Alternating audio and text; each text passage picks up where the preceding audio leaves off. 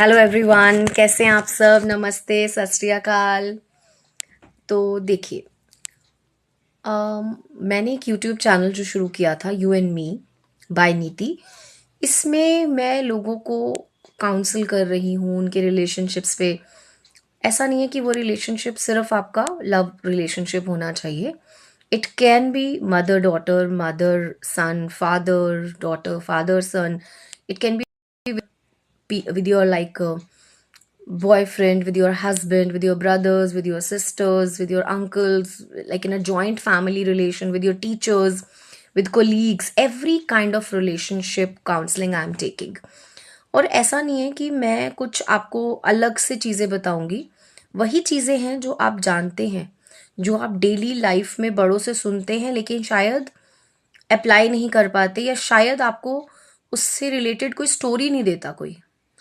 तो मैं अपने एक्सपीरियंस के थ्रू, अपने चैनल के थ्रू मैं आपको कुछ स्टोरीज से बताऊंगी, क्योंकि मुझे याद है बचपन में मैं जॉइंट फैमिली में रहती थी, और बहुत ही ब्यूटीफुल एटमॉस्फेयर रहता था, क्योंकि हम अपने अपनी दादी दादा, और मैंने तो इनफैक्ट अपनी पर दादी और पर दादाजी को भी देखा।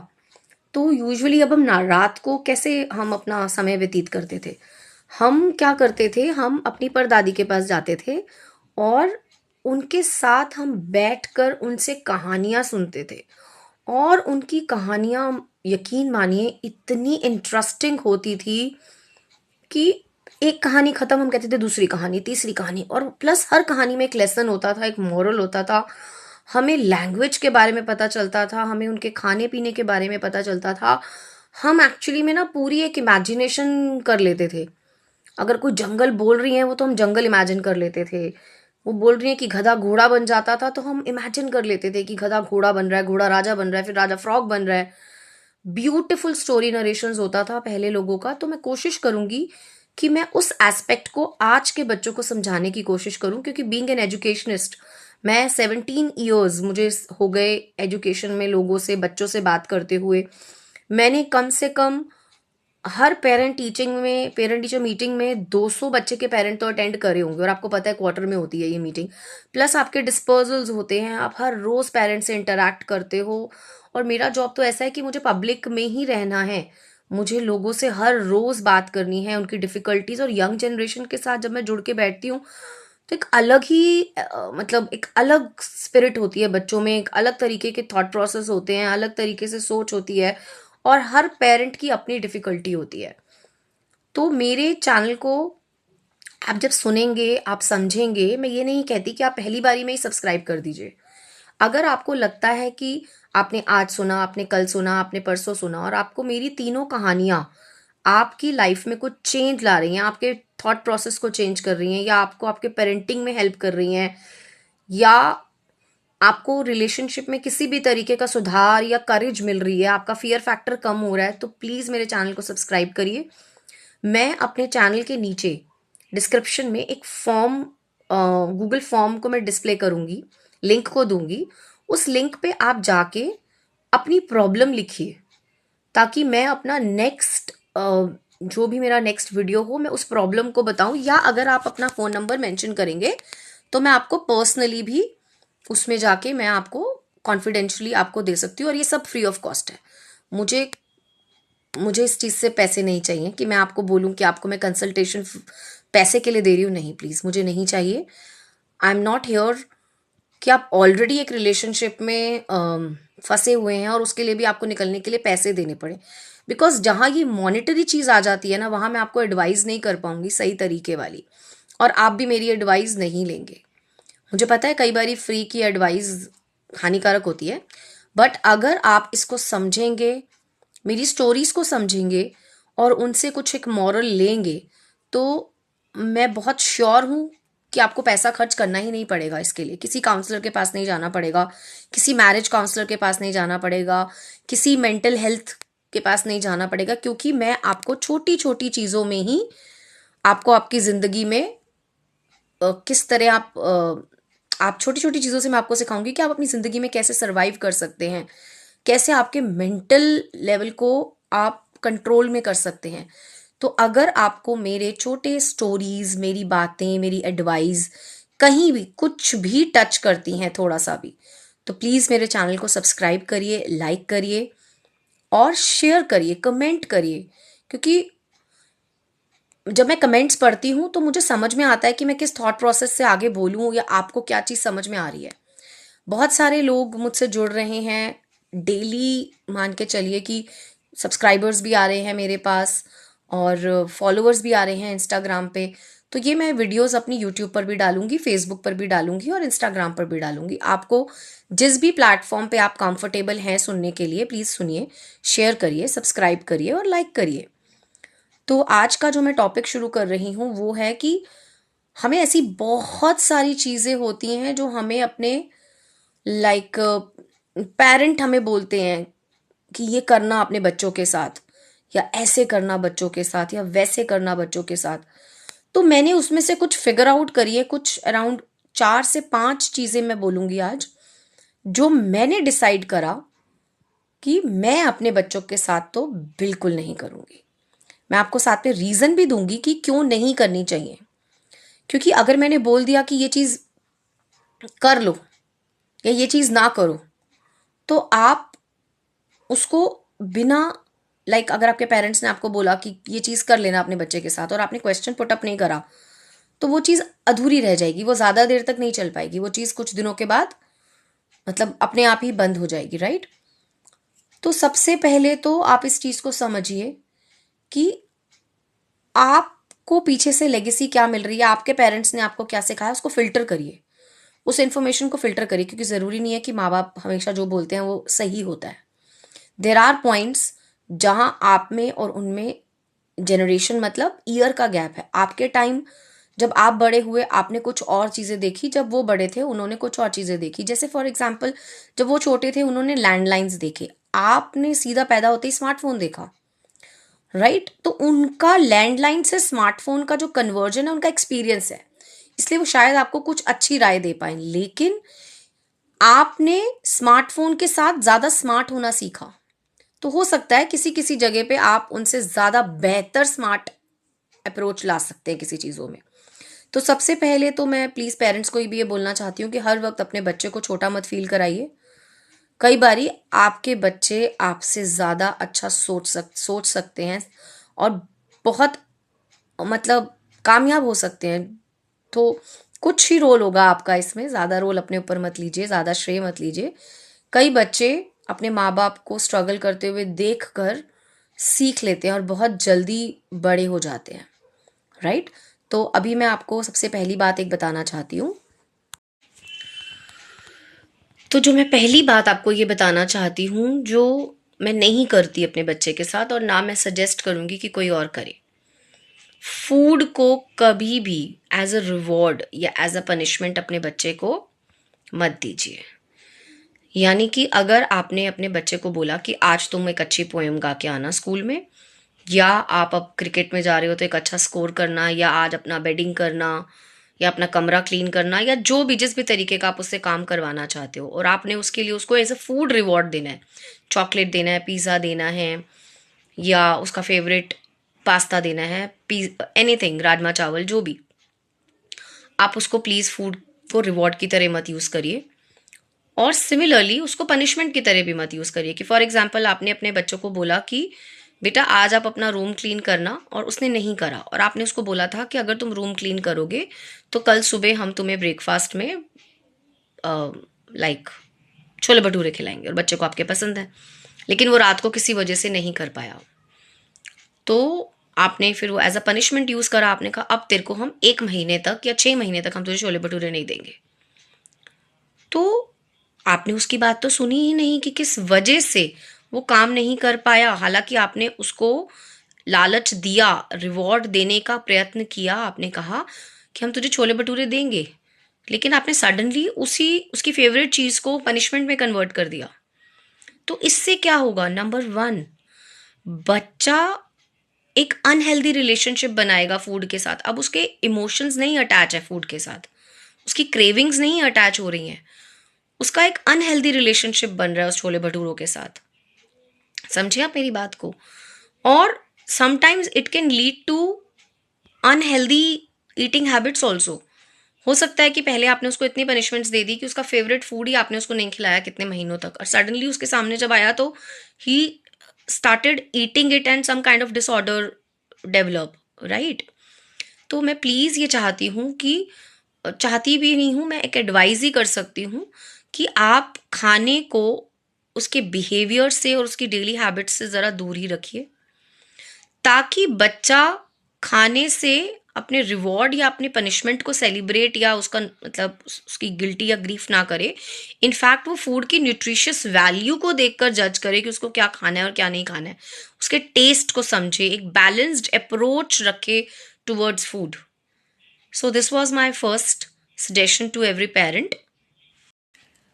और अब मैं चलिए अपने दूसरे टॉपिक की तरफ चलती हूँ।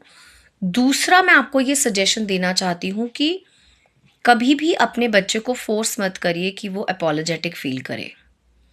रैदर उनको एनकरेज करिए कि उन्होंने अगर कोई गलती करी है, कुछ गलत स्टेटमेंट्स बोली हैं, कुछ गलत एक्शन करा है, किसी का दिल दुखाया है, तो वो जेन्युइनली थिंक करें, उस प्रोसेस को टाइम दीजिए उनको कि वो एक्चुअली में अंडरस्टैंड करें, थिंक करें कि अगर उन्होंने कोई स्टेटमेंट बोली तो उसका इम्पैक्ट कितना स्ट्रांग रहा दूसरे बंदे पर, राइट। उनके एक एक्शंस जो उन्होंने एक इम्पैक्ट जो उन्होंने एक स्टेटमेंट बोली उसकी वजह से दूसरे को क्या इम्पैक्ट हुआ, वो कितना गहरा इम्पैक्ट था कि उनको हम बोल रहे हैं कि आप अपोलोजेटिक फील करिए। क्योंकि जब तक आप प्रेशर से अपोलोजेटिक कराएंगे तब तक वो टाइम ही नहीं मिला ना उसे सोचने का कि उसने क्या करा। आपने कहा, उसने किसी को गाली दी, आपने इमीडिएटली बोला अरे तेरे से बड़ा था तूने गाली दे दी। उसको ये प्रोसेस नहीं, उसने सॉरी बोल के समझा नहीं इस चीज को कि सॉरी क्यों बुलवाई मेरे माँ बाप ने।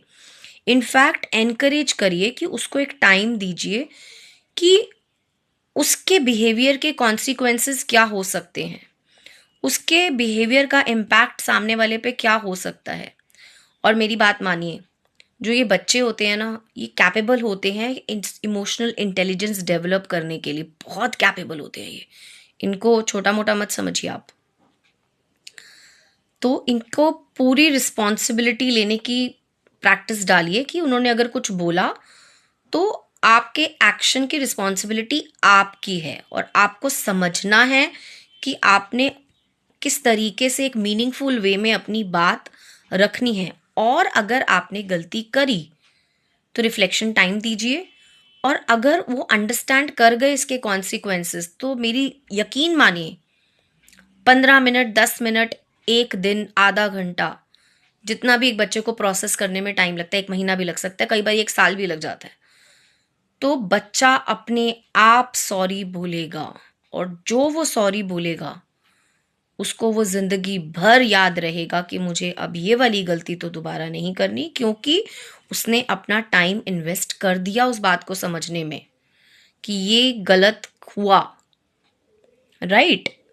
जैसे अभी लेटेंट शो में रणबीर अलाहाबादिया ने सॉरी बोला, क्योंकि मे भी, मुझे नहीं पता कि कैसे बोला, जो भी मीडिया बोल रहा है, कई मीडिया चैनल्स बोल रहे हैं कि उसने बहुत जल्दी सॉरी बोल दी, उसने देखा ही नहीं। कई मीडिया चैनल्स बोल रहे हैं कि हो सकता है उसके वकील ने उसको ऐसा करने के लिए बोला, क्योंकि उसकी एपॉलॉजी में उसका रिफ्लेक्शन टाइम बहुत कम था, है ना। वो बस बोल रहा है कि गलती हो गई, I don't want to hurt people, और ये मेरा जोन नहीं था और मैं गलती से उस जोन में जाके, मैं डार्क ह्यूमर में जाके बोल आया। तो किसी हद तक ये बात ठीक भी है। अगर ये कोई और बात बोलता, समय रैना बोलता या XYZ, जो भी ऑलरेडी लेटेंट में आ रहे हैं, क्योंकि उनका एक अपना ऑडियंस से कनेक्शन है, उनके ऑडियंस उन्हें ही सुनते हैं। लेकिन अगर आप उन ऑडियंस को रणबीर अलाहाबादिया को सुनाएंगे, तो रणबीर अलाहाबादिया के भी तो ऑडियंस आ रहे हैं उसके अंदर, उस शो में रणबीर अलाहाबादिया के भी ऑडियंस आ गए अब। तो जैसे ही रणबीर के ऑडियंस आए और उन्होंने अपने स्पीकर को ऐसे वर्ड्स बोलते हुए सुना, तो उनसे बर्दाश्त नहीं हुआ, क्योंकि रणबीर अलाहाबादिया जो कंटेंट देता है वो कहीं से डार्क ह्यूमर का कंटेंट नहीं है। उसने अपने ऑडियंस, अपनी स्पिरिचुअलिटी, अपने टॉक शोज, अपने पॉडकास्ट, अपने फ्रेम ऑफ क्वेश्चंस उससे अर्न करें, राइट। तो उसके ऑडियंस को तो ये बिल्कुल पसंद, जैसे मैं रणबीर अलाहाबादिया को बहुत पसंद करती हूँ पर्सनली, मैं उसको ऑलमोस्ट उसके सारे पॉडकास्ट मैं सुनती हूँ, समझती हूँ और मुझे बहुत पसंद है। तो जिस दिन उसने ये स्टेटमेंट्स बोली, इनफैक्ट मुझे भी बहुत गुस्सा आया कि ऐसा क्यों करा उसने, राइट। लेकिन मैंने अपने थॉट प्रोसेस में कहा कि चलो, हर हर बंदे से एक गलती होती है, हर बंदे को एक गलती तो माफ़ होती है। और मे बी उसने नहीं था उसका ये जोन जो उसने बोल दिया, राइट। बट उसका जो अपोलोजेटिक जो बिहेवियर था वो एक्सेप्टेबल नहीं था, वो गलत तरीके से आया। अगर वो उसको और टाइम, थॉट प्रोसेस देता, सोच समझ के बोलता, तो बात कुछ और होती। सिर्फ इस वजह से उसने अपने सब्सक्राइबर्स खो दिए। अब बहुत इंपॉर्टेंट चीज़ है, जो थर्ड चीज़ है जो मैं रिकमेंड करूँगी पेरेंट्स को कि प्लीज़ बिल्कुल ना करिए बच्चों के साथ, इनफैक्ट किसी भी रिलेशनशिप में मत करिए, और वो है do not give silent treatment. अब आप कहेंगे इसका क्या मतलब? साइलेंट ट्रीटमेंट मतलब, फॉर एग्जाम्पल, आपने अपने बच्चे को किसी चीज़ के लिए डांटा, बच्चे ने आपसे आर्ग्यूमेंट ना नहीं करा और वो साइलेंट हो गया, आपसे डिस्कस भी नहीं करा और वो साइलेंट हो गया, और उसने एक दिन तक आपसे बिल्कुल बात नहीं करी। तो इस एक दिन में आपने क्या ओपन करा? आपने एक इमोशनल मैनिपुलेशन की विंडो ओपन कर दी। क्योंकि आप दोनों सोच तो रहे हैं उस एक दिन में, आपने सोचा कि आपके बच्चे ने इसलिए आपसे बात नहीं करी क्योंकि वो गिल्टी है, उसने कुछ गलती करी और वो अब गिल्ट में चला गया। और मे बी आपका बच्चा इमोशनली ये सोच रहा है कि मम्मी या पापा से बात करके क्या फ़ायदा, ये तो कुछ समझते ही नहीं है मेरी बात, तो इट्स बेटर कि हम साइलेंट हो जाएं। तो उसका साइलेंट होने का उसका रीज़न अलग था और आपकी समझ में कोई और रीज़न आया। तो इसकी वजह से जो आप दोनों का रिलेशनशिप था वो अंदर ही अंदर डैमेज हो गया उस एक दिन में या उस एक घंटे में। आप दोनों की सेल्फ एस्टीम डाउन हो जाएगी, क्योंकि जिस दिन आप एक दूसरे से बात करेंगे उस पुरानी याद को लेकर, तो उसका रीजन चुप रहने का कोई और था और आपकी समझ में उसका रीजन कोई और था। तो ये लेटर ऑन बहुत भारी पड़ेगा आपको। तो इससे बेहतर इंस्टेड आप क्या करें, अपने बच्चे को एनकरेज करें कि वो एक्सप्रेस करे अपने थॉट्स। इन साइलेंट ट्रीटमेंट्स को एनकरेज मत करिए, एक्सप्रेशंस को एनकरेज करिए। अगर किसी चीज़ पे डिसएग्रीमेंट है तो उसको बैठ के डिस्कस करिए और रिजॉल्व करिए। और अगर डिसएग्रीमेंट्स हैं भी तो उस डिसएग्रीमेंट के साथ ही आगे बढ़िए, ताकि कल को आपको भी पता हो कि इस बात पे ये नहीं मानेगा और आप बच्चे को भी पता हो कि मेरी माँ को मनाना पॉसिबल नहीं है। समझ में आया? तो ये बहुत इंपॉर्टेंट है आपके लॉन्ग टर्म रिलेशनशिप के लिए अपने बच्चों के साथ। उसके बाद नेक्स्ट चीज़ जो मैं आपको सजेस्ट करूंगी, जो आप कर सकते हैं, कि do not avoid difficult conversations. Difficult मतलब जिन चीज़ों से आपको डर लगता है कि which can result in arguments. जैसे कई बारी ये किसी भी रिलेशनशिप में हो सकता है, बट अभी मैं पेरेंट की बात कर रही हूँ, पेरेंट और बच्चों की बात कर रही हूँ, तो मैं अभी उसमें आपको बता रही हूँ। ये किसी भी रिलेशनशिप में हो सकता है, भाई बहन में हो सकता है। जैसे कई बारी मेरी सिस्टर बोलती है कि अगर मैं तुझसे बात करने से डर रही थी। क्यों डर रही थी? बिकॉज मे बी ये बात मुझे हर्ट कर जाती, या किसी वजह से मुझे ये बात अच्छी ना लगती, या मेरा रिएक्शन कुछ और होता और वो कुछ और रिएक्शन एक्सपेक्ट कर रही थी, या प्लेंटी ऑफ रीजंस।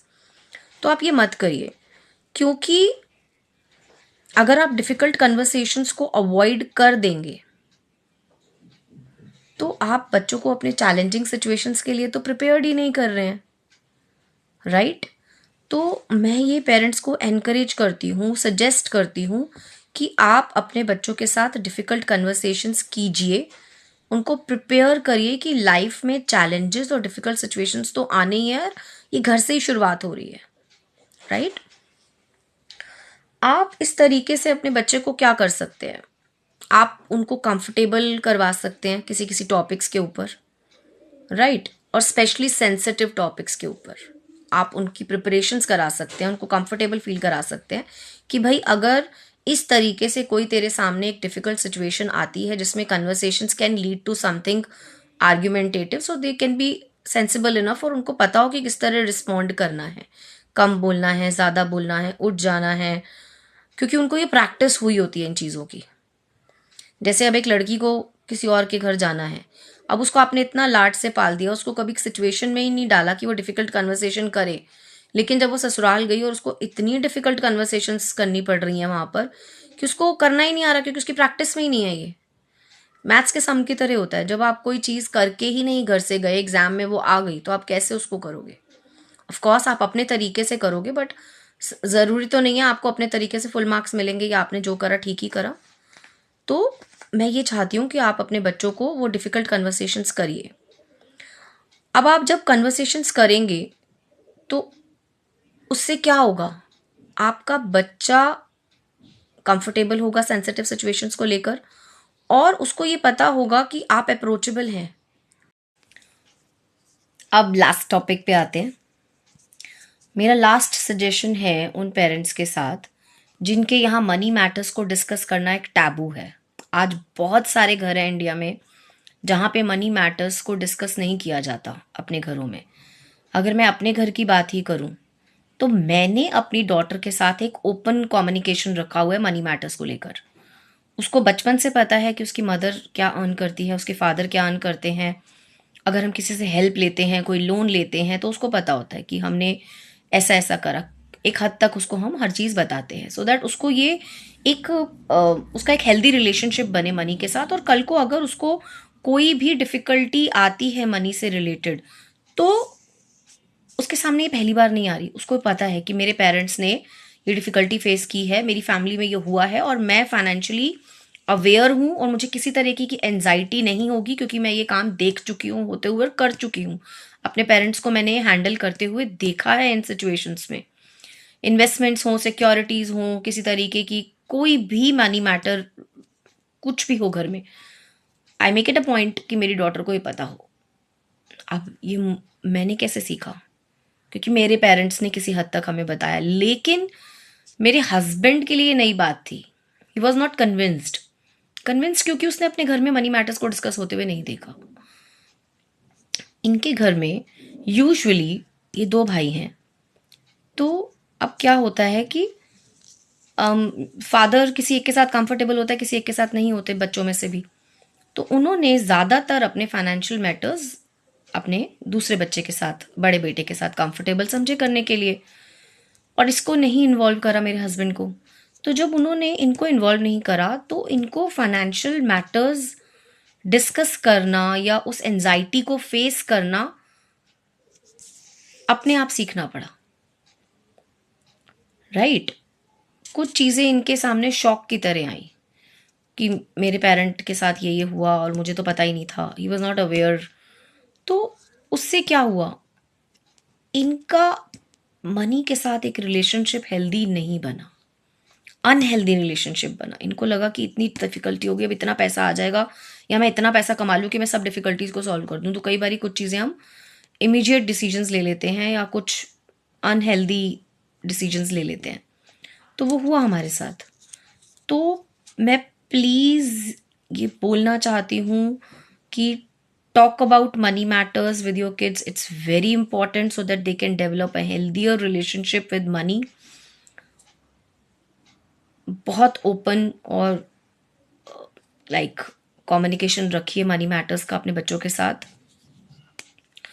और मैं कॉन्शियसली बिलीव करती हूँ, बहुत स्ट्रांगली बिलीव करती हूँ कि अगर जो भी मैंने आपको ये सजेशंस दिए, अगर आप इनको फॉलो करते हैं, तो डेफिनेटली हम एक बेटर जनरेशन, बेटर जेनजीज, जेन एक्स, जो भी है आज की जनरेशन्स, आने वाली जनरेशन्स, हम कर सकते हैं। तो मैंने आपको शुरू में बताया था, अगर आपको मेरे थॉट्स, मेरे व्यूज़, मेरे सजेशंस, मेरे आइडियाज़ अच्छे लग रहे हैं, रिलेटेबल लग रहे हैं, किसी भी तरीके से आपकी हेल्प कर रहे हैं, तो प्लीज़ मेरे चैनल को लाइक करिए, सब्सक्राइब करिए, शेयर करिए, कमेंट करिए, मुझे बताइए। मैं गूगल फॉर्म अटैच कर रही हूँ, अपने गूगल फॉर्म में अपनी प्रॉब्लम्स को लिखिए ताकि मैं उनके सॉल्यूशंस आपको फ्री दे सकूँ विथ प्रॉपर एप्लीकेबल सॉल्यूशंस। और अगर आपको वो सॉल्यूशंस अच्छे लगे तो प्लीज़ कमेंट करिए मुझे। और स्टे हेल्दी, अच्छे डिसीजंस लीजिए, अच्छी तरह से रिलेशनशिप्स निभाइए। Thank you so much. Bye bye.